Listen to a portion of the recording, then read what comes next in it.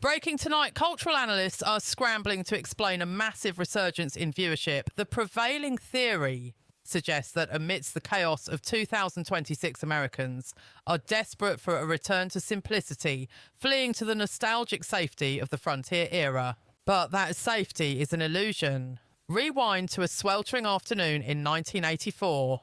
The cast of this beloved series stood weeping, witnessing their fictional sanctuary literally blown off the face of the earth. Make no mistake, this was not a pyrotechnic failure or a studio mishap. This was a deliberate scorched earth military-style operation authorised by the man at the top of the call sheet, Michael Landon. The question that has haunted television historians for decades remains, why obliterate the most wholesome symbol of the American frontier? The answer is far more sinister than a simple cancellation. It involves allegedly suppressed journals, a cover-up involving a nuclear meltdown nearby, and a history so toxic it was never meant to survive the cutting room floor. We call it the day Walnut Grove died. It was 1984, and the ensemble cast, usually full of camaraderie, stood shoulder to shoulder in a deafening, stunned silence. For the first time in 9 years of production, the cameras were not capturing a performance. The horror on their faces was entirely unscripted. Witnesses describe legitimate anguish, tears streaming down faces, hands shaking uncontrollably, and an oppressive atmospheric weight that felt less like a rap party and more like a funeral. Directly in their line of sight stood the iconic church, the quaint schoolhouse, and the wooden structures that housed their careers. But on this day, these sets were not rigged with lights. They were wired with live, high-grade industrial explosives. When the detonation order was given, the earth violently trembled. Systematically, one by one, the landmarks of Walnut Grove were consumed by shockwaves and infernos. In a matter of seconds, the nation's digital security blanket, the safest town on television, was vaporized. But there is a deeper layer to this story. This destruction was not collateral damage. It was a calculated executive decision by Michael Landon, the visionary force and iron-fisted ruler behind the franchise's empire. Landon wasn't satisfied with a simple series finale. His objective was total asset denial. He wanted to ensure that no other production could ever inhabit the town he built. It was the ultimate power play, a definitive, if I cannot control this territory, then nobody will declaration of sovereignty. For the millions of Americans tuning in from their living rooms, it remains perhaps the most jarring and unexpected conclusion in broadcast history. Context is critical here. Premiering in 1974, Little House wasn't just a programme, it was a cultural phenomenon that dominated the national dialogue, penetrating nearly every household across the United States. The ratings were undeniable. The narrative centred on the Ingalls clan scratching out a living in a modest timber cabin deep in the agrarian heartland. While they lacked financial capital, the script emphasised their wealth in social capital and familial bonds, a message that resonated deeply with the American working class. For the demographic at the time, Walnut Grove transcended the boundaries of a fictional set. It manifested as a tangible reality, a utopian community that millions of citizens desperately wished they could immigrate to. This was appointment television before the term existed. Families organised their schedules around the broadcast gathering to share in the collective triumphs of the storyline. And when the narrative took a dark turn, the nation held its breath in unison. The barrier between viewer and subject dissolved. The Ingalls ceased to be actors. They transformed into extended family members, people you felt obligated to check in on every single week. Over the course of 9 seasons and more than 200 episodes, the Ingalls family embedded themselves into the very fabric of the American weekly routine. The authenticity was palpable, which is exactly why the explosive finale remains seared into the public consciousness, refusing to fade even decades later. For years, critics and fans alike have asked the same question: why the extreme measures? Why resort to such violence? Why totally annihilate the infrastructure when a quiet, dignified cancellation would have sufficed? The on-air narrative conveniently scapegoated a predatory land developer forcing residents to sabotage their own property. But off-camera, the motivation was far simpler and deeply personal to Landon. Sources indicate that Michael Landon was territorially aggressive regarding the integrity of his creation. He was determined to prevent any unauthorised spin-offs, budget sequels or reboots that might dilute the brand without his express creative control. In his strategic view, Walnut Grove required a definitive, explosive conclusion rather than a slow decline into obscurity.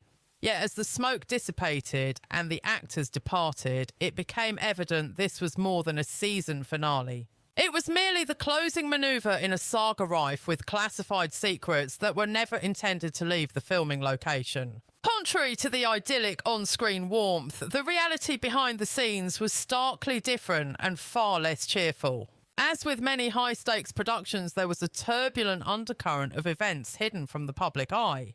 The labour conditions were gruelling, with the cast subjected to extreme heat for extended hours, swathed in heavy period clothing in unforgiving environments. Sequences that appeared effortless on broadcast were physically draining to execute. Reports suggest actors were frequently pushed to the brink of exhaustion and emotional collapse while the cameras rolled. However, the viewing public was only ever presented with the polished, sanitised final product. Every emotional beat was meticulously manufactured to maintain the illusion of Walnut Grove's perfection, but the narrative didn't cease when the set was reduced to ash. Decades later, alarming inquiries have arisen regarding the filming grounds themselves and the potential toxic exposure the cast and crew endured. We are talking about a statistical anomaly of illnesses and premature death patterns that epidemiologists and families found impossible to ignore. While the fire terminated the fictional town, the medical consequences allegedly stalked the survivors long after they left the set. That peaceful homestead was in reality constructed on a foundation of control sacrifice and buried secrets. Thus, the day Walnut Grove burned represents something far more significant than the cancellation of a television programme. It marked the moment when the silence began to fracture. We call it the dark shadow looming over Simi Valley. While the global audience was fixated on the pyrotechnics wiping the town off the map, a much more disturbing environmental reality was silently unfolding in the background. Because while the broadcast signal showed a rural paradise, the soil beneath their feet told a very different story.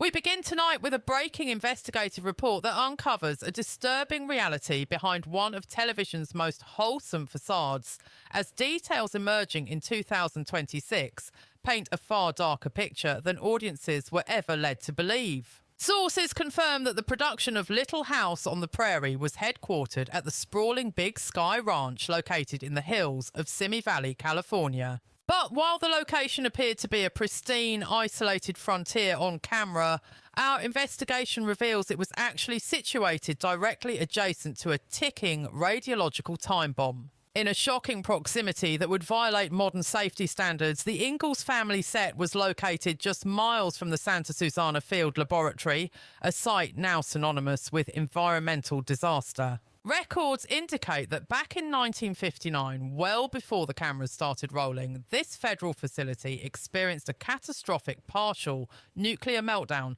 that released radioactive contaminants into the atmosphere. At the time of the incident, government officials and facility administrators engaged in what many now describe as a suppression of information, leaving the public largely in the dark regarding the severity of the leak. However, new environmental studies released leading up to 2026 suggest that the soil and air in the surrounding region remained compromised in ways that were completely concealed from the workforce of that era. For the unsuspecting cast and crew members who spent 12 to 14 hours a day inhaling dust and labouring under the scorching California sun, they were unknowingly participating in what experts might call a high-risk exposure event. The emerging data presents a statistical anomaly that is becoming increasingly difficult for health officials and industry insiders to dismiss as mere coincidence. Over the ensuing decades, a disproportionately high percentage of the personnel who operated on that specific set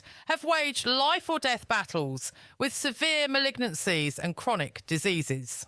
The list includes the show's patriarch Michael Landon, who was struck down by aggressive pancreatic cancer at the young age of 54, as well as Victor French, the actor behind the beloved character Mr. Edwards. French succumbed to a similarly tragic and rapid decline shortly after the series wrapped, but the pattern of illness reportedly extended far beyond the headline talent. Whistleblowers and industry rumours have long alleged that dozens of crew members, from camera operators to makeup artists, were also diagnosed with similar debilitating conditions linked to environmental toxicity. While establishing a definitive legal link remains challenging due to the passage of time, the Simi Valley curse stands as one of the most controversial and debated public health tragedies in Hollywood history. It is a bitter irony considering the cast has frequently gone on record stating how much they adored the open landscape and the freedom of that ranch.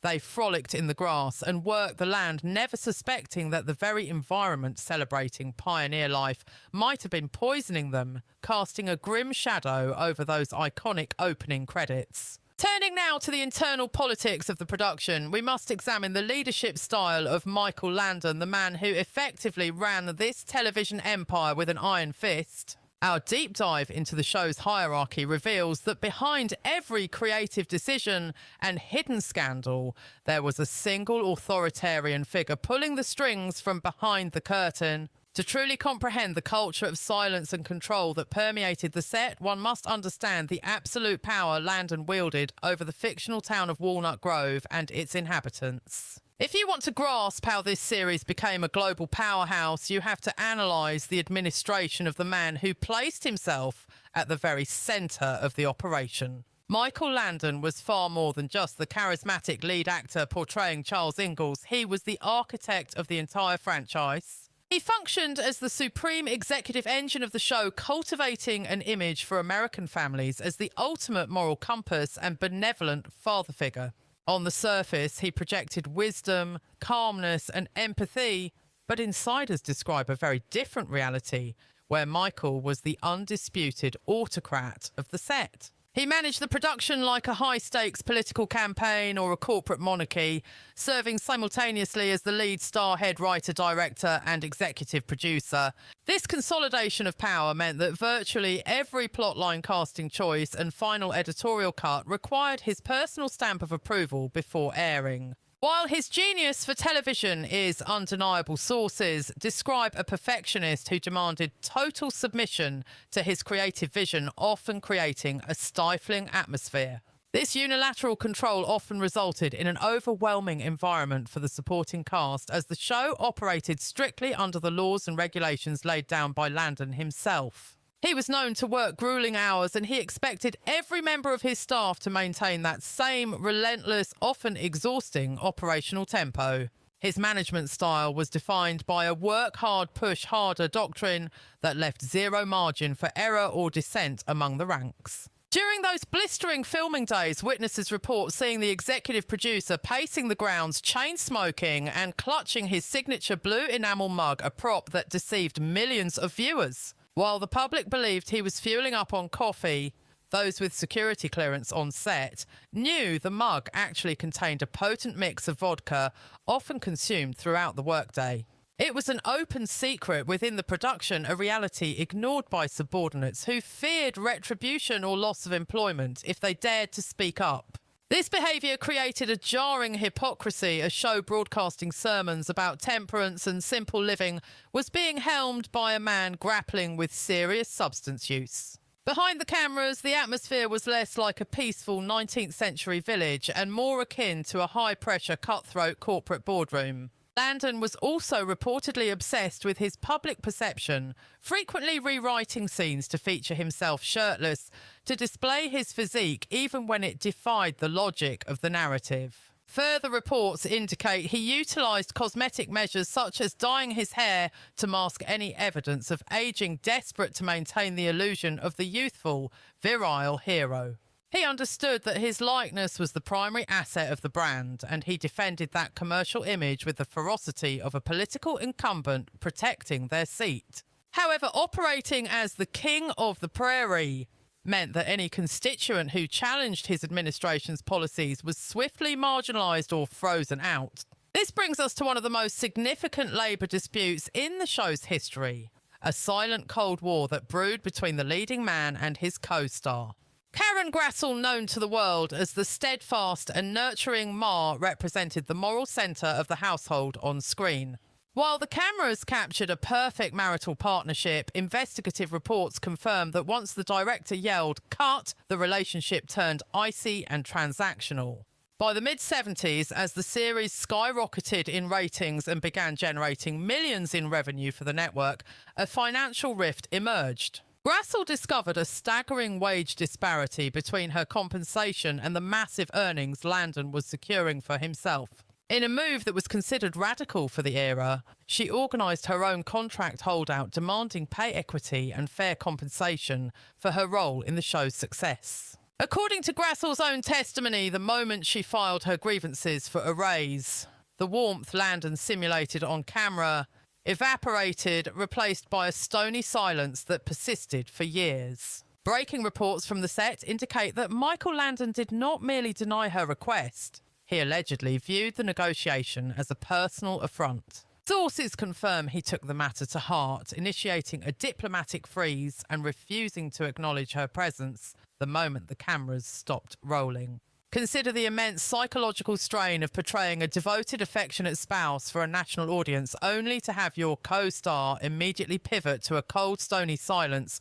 once the director yells, "Cut." For years, this administration of actors operated under a veil of secrecy, maintaining a facade of domestic bliss while concealing a deep-seated internal conflict from the American public. But let's be clear, Karen Grassel was not simply holding out for a paycheck. She was engaged in a high-stakes battle for the dignity and respect her character allegedly stood for. Ultimately, she emerged victorious in this labour dispute, securing her position on the network's flagship programme. However, analysts suggest that challenging the show's executive authority came with significant political fallout.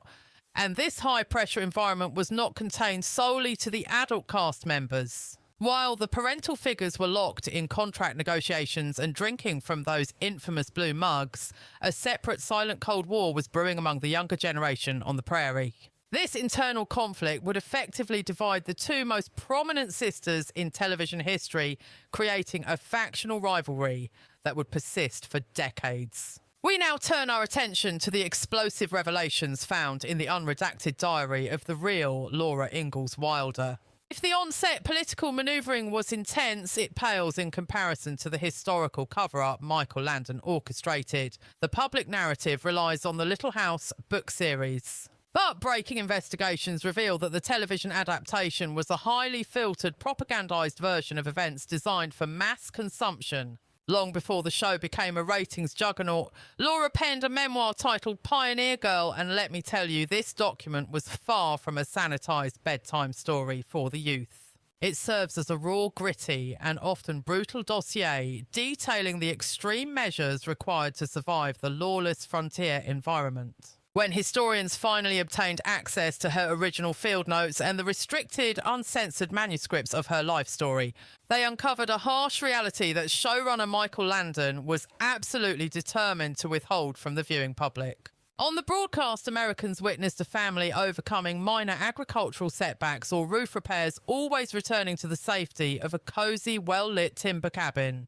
However, in the declassified historical accounts, the economic depression facing the Ingalls family hit with devastating force. The family endured levels of extreme poverty that television executives believed would be psychologically overwhelming for an audience in the 1970s. Records indicate there were extended periods where they faced total homelessness. In one instance, they were forced to reside in a dugout, essentially a cave excavated into a riverbank. Make no mistake, their economic situation was critical, bordering on a humanitarian crisis. Picture the idealized American family living in a mud cavern, battling infestation and damp conditions, clothed in rags and facing genuine food insecurity. This was the grim reality that the Landon administration systematically glossed over to package the series as a comforting, patriotic narrative. But perhaps the most shocking redaction from the official script involves the erasure of an immediate family member whose existence remains unknown to the majority of the fan base. Historical records confirm that Charles and Caroline had a son, Freddie, who represented the future legacy of the Ingalls bloodline. Tragically, Freddie died at only 9 months old. It was a catastrophic loss that shattered the real family unit and haunted Laura for the remainder of her days. Yet when drafting the television adaptation, Michael Landon made an executive decision to completely expunge Freddie from the historical record. His agenda was clear: maintain a morale-boosting, optimistic tone for the network's primetime slot. He calculated that broadcasting the death of an infant would be too politically risky and could alienate the viewer base. Thus, the Hidden Freddie scandal remains one of the Prairie's biggest cover-ups. The producers effectively liquidated a human being from the family lineage to protect ratings and maintain the illusion of a happy ending. However, the censorship extended beyond the domestic sphere. The entire social landscape of the frontier was heavily curated. The citizens the real Laura encountered were not the quirky, benevolent neighbours seen in Walnut Grove. Her dossier describes individuals who were dangerous, desperate and mentally volatile. The frontier was effectively a lawless zone where survival often necessitated ethical compromises that would not pass network standards and practices. Michael Landon understood that for Little House to dominate the market, the narrative had to undergo rigorous filtration and sanitisation. He successfully captured the spirit of the pioneer experience while systematically removing its jagged, unpalatable edges. In doing so, he transformed a harrowing tale of subsistence survival into a wholesome campaign for traditional family values. If we accept that Little House was a softened propaganda piece, it begs a critical question: what other truths were left on the cutting room floor? By re-engineering actual events to align with a television script, the production created a simulated world that projected perfection. Yet behind the curtain, the cast members were under immense pressure to embody these impossible standards of conduct. This mandate created significant friction, particularly when the source material contained truths that were simply too controversial to film.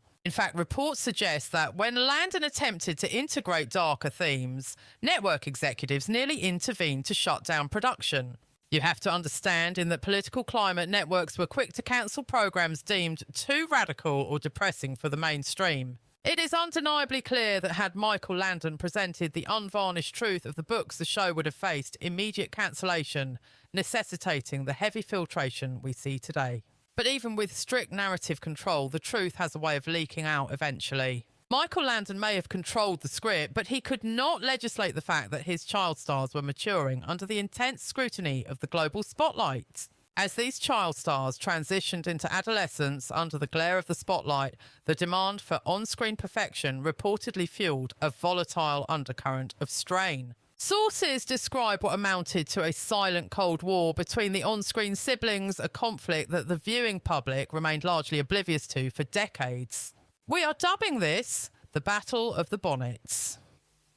Within the fictional confines of Walnut Grove, the characters of Mary and Laura Ingalls were portrayed as the absolute epitome of sisterly devotion. Scripted narratives showed them sharing not just a sleeping space, but their deepest confidences, consistently supporting one another through every scripted tragedy and emotional heartbreak. For millions of American households tuning in weekly, this relationship represented the gold standard of familial loyalty and sibling affection. However, investigative reports suggest that once the cameras stopped rolling, the dynamic between the two young actresses was starkly different from the warm rapport broadcast to the nation. It has emerged as one of the production's most closely guarded secrets, Melissa Gilbert, portraying Laura and Melissa Sue Anderson, cast as Mary, allegedly maintained a relationship that was far removed from friendship. Despite coexisting professionally for 9 years on the same set, insiders report that their individual temperaments were fundamentally incompatible.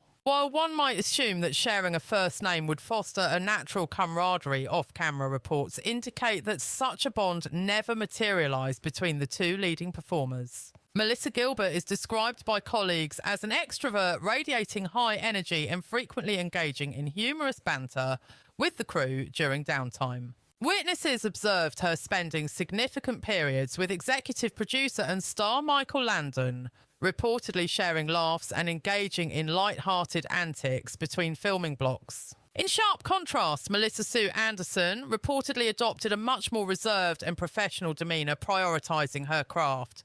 Sources say she often isolated herself, choosing to retreat to the privacy of her dressing room rather than socialise. When two such divergent personalities are forced into close proximity on a daily basis, a palpable silent rift inevitably begins to widen. As the actresses mature, this emotional chasm reportedly became increasingly evident. In later interviews, Gilbert went on the record admitting she perceived a distinct iciness emanating from her co-star. Conversely, Anderson has suggested that the widely touted family atmosphere on the set often felt manufactured or obligatory. Had the dedicated fan base been aware that these iconic sisters barely communicated, off-set analysts believe it would have irreparably shattered the carefully cultivated illusion of the idyllic pioneer family. Consequently, the situation demanded a high level of professional acting, requiring them to fabricate affection so convincingly that even a scripted embrace appeared genuinely heartfelt to the audience. However, this friction was not merely a result of clashing personalities. Growing up in the high-stakes environment of a long-running network drama reportedly fostered intense competition for the spotlight. As the narrative arc evolved with the characters' ages, dramatic shifts occurred, such as the major storyline involving Mary's blindness, which garnered massive ratings. Behind the scenes, however, these plot developments allegedly altered the balance of power regarding who received the lion's share of media attention and praise. With both Gilbert and Anderson vying for professional recognition, this underlying rivalry reportedly injected a subtle but constant tension into the daily workflow of the production. Despite the internal strain, we must note that there was never a public explosion or scandal. In retrospective statements, both actresses have maintained they held a mutual, albeit distant, professional respect for one another. Tonight, we are taking a closer look at the silent yet palpable tension that simmered on, set a relatable human struggle between two distinctly different child actors attempting to master their craft under the intense scrutiny of a network television juggernaut. In a fascinating turn of events, media analysts now suggest that this concealed behind-the-scenes strain actually heightened the realism of their acting, injecting a layer of genuine friction into the fictional narrative that audiences could instinctively feel. While the public saw heartwarming smiles, gentle hand-holding and comforting embraces broadcast into their living rooms, the reality was a high-stakes navigation of overnight fame and adolescence, all occurring under the heavy-handed expectations of showrunner Michael Landon and his production staff. However, investigative reports indicate that the alleged interpersonal rivalry was not the most unsettling aspect of growing up on the famous Prairie set. The core controversy, it appears, was a systematic and aggressive effort by the production team to effectively suspend the laws of time itself. As Melissa Gilbert, the face of the character Laura, entered her formative teenage years, producers reportedly became obsessed with a singular directive maintaining her innocent, half-pint image, regardless of her actual biological age. Network executives were driven by a deep-seated panic that the audience's loyalty was tied strictly to the image of the little girl with the braids, fearing that her inevitable maturation would destroy the show's marketability and magic. To combat the unstoppable forces of nature, the wardrobe department was ordered to deploy a series of questionable and physically restrictive tactics against the young actress. We have learned that Melissa Gilbert was required to wear extremely tight binding undergarments intended to forcefully suppress her figure and hide any signs of a developing woman's body from the viewing public. Additionally, production insisted on keeping her dressed in short juvenile skirts and those signature bonnets long past the age of propriety, essentially gaslighting the audience to preserve a visual lie. This amounted to a concerted corporate effort to trap a teenager inside the persona of a child, resulting in a bizarre and confusing developmental environment that few outside the industry could possibly imagine. Breaking Tonight reports the surfacing of a disturbing dual reality on set. While sources confirm she was rapidly maturing into a young woman in her private life, studio executives were allegedly enforcing a draconian age suppression policy during work hours, literally binding her physique to maintain the visual continuity of a 10-year-old demographic. The situation reached a critical breaking point during the rollout of the controversial Almanzo Wilder romantic initiative. This marked a significant escalation in the production's timeline, forcing a collision between the network's fabricated narrative and biological reality. While the public approval ratings, the fans registered this event as a beautiful and magical milestone, insider leaks from the Melissa Gilbert camp paint a much darker picture, describing the experience as nothing short of an operational nightmare. We have confirmed reports that she was mandated to execute her first televised romantic manoeuvre, an on-screen kiss, while the administration was still actively enforcing policies that treated her as a juvenile dependent. In declassified testimony released years later, Gilbert went on the record stating the anxiety was so severe it induced actual physiological sickness. We are looking at a case of a minor being deployed into adult scenarios by a production regime that obstinately refused to ratify her growing up. Ladies and gentlemen, these are the redacted files, the critical internal moments that the American viewing public was never cleared to witness during the original broadcast. We are talking about documented physical distress and a heavy emotional tax, all part of a calculated effort to keep these actors frozen in a temporal stasis, purely to satisfy the bureaucratic demands of a television script. And at the exact moment these young women were navigating their own transitional crises, reports indicate the infrastructure of the show itself was undergoing a radical systemic shift. Analysts observed a sharp departure from the administration's traditional family values platform of the early years as the show began pivoting aggressively toward a far more serious, heavy-hitting narrative agenda. This strategic pivot left parental demographics from coast to coast completely stunned and deeply unsettled.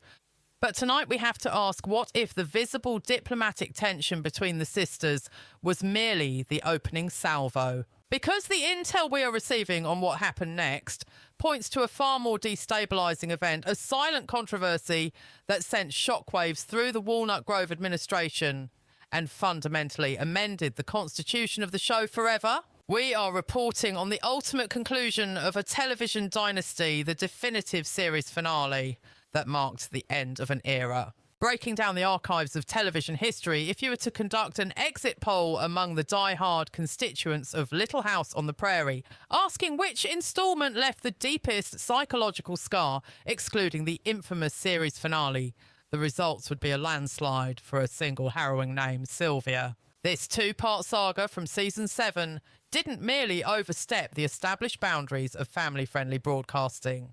It obliterated the line, entirely shifting the geopolitical landscape of the show so drastically that it barely resembled the same cinematic universe. The narrative centred on a young constituent named Sylvia, who found herself the target of a relentless stalking campaign orchestrated by a shadowy figure donning a grotesque, nightmare-inducing mask. Context is critical here.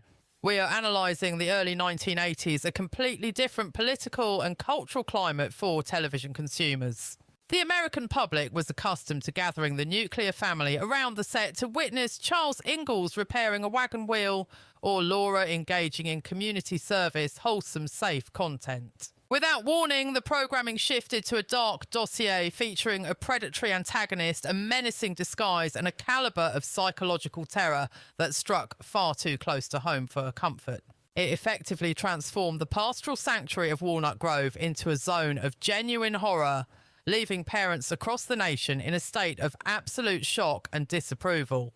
However, our investigation reveals that the high-stakes tension wasn't limited to the broadcast. The atmosphere behind the scenes was reportedly even more volatile and intense. Executive producer and star Michael Landon was determined to manufacture authentic fear, allegedly employing highly controversial psychological tactics to extract the desired reactions from his cast. Olivia Barish, the young talent portraying the victim Sylvia, has since gone on record detailing just how harrowing the production operations actually were on the ground. Reports indicate that Landon deployed a stuntman to remain in that horrific mask and patrol the periphery of the set, lurking in the shadows even during production downtime when the cameras were cold. His objective was to instill a sense of constant surveillance among the cast. Consequently, the terror you witnessed on the faces of those actors was not merely a performance. It was raw, unadulterated fear. It was a direct physiological response to the hostile environment Landon had meticulously engineered within the studio. When the segments finally hit the airwaves, the public backlash was immediate and severe, akin to a political scandal breaking in real time. The network headquarters was flooded with correspondence from irate Guardians who could not fathom that their trusted family programming had pivoted to such a dark narrative, prompting widespread inquiries into Landon's judgment. Why would the architect of Walnut Grove, the very figurehead of American family values, authorise and execute a storyline deeply rooted in trauma and violence? Analysts suggest he may have intended to demonstrate that even the most idyllic municipalities are not immune to external threats, a valid point regarding public safety. Others speculate he was stress-testing the boundaries of the medium, attempting to inject a sharper modern edge into the series to compete with evolving viewer sensibilities. Regardless of the motivation, the Sylvia Files effectively became persona non grata in the syndication market, treated as forbidden content. In subsequent years, during syndication cycles, network executives frequently redacted these episodes from the rotation, ruling them categorically too intense for the general family demographic. Even in the current digital age of 2026, a cursory search for the most disturbing chapter of the franchise inevitably points to the Sylvia incident. Constituents of the fanbase cite this as the pivotal moment the Prairie forfeited its innocence, proving that Walnut Grove was not the impenetrable fortress of safety many perceived it to be. However, it undeniably demonstrated the absolute authoritarian control Michael Landon wielded over the narrative direction of the series. He possessed the capability to dictate public sentiment, making the audience feel secure one moment and terrified the next, showing a blatant disregard for the conventional regulations of family television. Despite these controversial revelations, the programme's approval ratings remain high, and Walnut Grove continues to serve as a cultural homestead for millions of viewers. This resilience represents the true enduring political capital of Little House on the Prairie. Even after declassifying the secrets, the internal struggles and the concealed dangers, the overarching narrative maintains a stronghold on the national consciousness. So the question remains, why does this property remain the most recognised residence in America, despite the plotlines involving dynamite radiation scares and bitter internal rivalries? Reporting on the legacy of Little House. As of today, the physical infrastructure of Walnut Grove has been dismantled. The structures are gone and vegetation has reclaimed the historic wagon trails. Furthermore, a significant number of the key figures who engineered the show's success have since passed on. Yet when we conduct a forensic audit of the forbidden stories, the explosives, Landon's private vices, the Cold War between the sisters, and the shadow looming over the production, it becomes evident that the utopia broadcast to our screens was a calculated illusion. Yet paradoxically, these flaws made the production distinctly human. The idyllic existence was manufactured by individuals who are just as fractured, exhausted and fallible as the demographic watching at home. Remarkably, despite the chaotic operational history, the series is polling higher today than at any point in its history. Distribution data confirms it is viewed in over 100 nations, localised into dozens of languages, and acts as a bridge between the older generation and their descendants. Consider the anomaly, a production executed under duress, with personnel concealing personal trauma, yet still managing to resonate with the global populace. Even amidst the turmoil behind the lens, the broadcasted policy initiatives regarding morality remained authentic. The series instructed the electorate to resist tyranny, to locate fortitude within the eye of the storm and defined home, not as a geographical location, but as a coalition of loved ones. The surviving veterans of the Prairie campaign frequently discuss their tenure with a complex mixture of melancholy and affection. Prominent figures such as Melissa Gilbert, Alison Arngrim and Karen Grassel have dedicated years to town halls, with supporters publishing comprehensive memoirs and preserving the Walnut Grove administration's legacy. They speak favourably regarding their service on the project and acknowledge its pivotal role in shaping their personal trajectories. Interestingly, in the current climate, these actors have abandoned the policy of silence regarding the uncomfortable realities of the production era. They have fully embraced the controversy, recognising that those internal conflicts added authenticity to their collective journey. They demonstrated that it is possible to legislate something beautiful, even when the infrastructure behind the cameras is chaotic, entangled, and far from the picture of perfection. And in a media landscape saturated with reboots and endless reimagining, the institution of Little House remains sovereign and untouched. Showrunner Michael Landon executed a decisive strategy to guarantee that outcome. He dictated the terms of the withdrawal himself, creating a scorched earth scenario that left absolutely zero opportunity for network executives to circle back and compromise the integrity of the vision he established. And as we broadcast to you today in 2026, it is precisely that unwavering commitment to raw honesty and emotional authenticity that secures the programme's enduring legacy in the public square. The narrative continues to educate the populace, facilitate societal healing, and resonate powerfully with every fresh demographic of viewers that discovers the foundational values of Walnut Grove. As we wrap up this special investigative report, I have to poll our viewers. Which of these classified behind-the-scenes bombshells caught you completely off guard? Did you have any intel suggesting that the utopian facade of Walnut Grove was actually concealing a hotbed of high-stakes production drama? On the other hand, does possessing this new information motivate you to return to the archives and reevaluate the entire history of the Ingalls family administration with a critical eye? Make your voice heard in the town hall, debate down in the comments section, and do not forget to support this broadcast by hitting the like button, subscribing to the network for updates, and sharing this report with your fellow citizens. If you found this briefing informative and want to stay ahead of the curve, proceed immediately to the continuing coverage linked in the next video on your screen right now.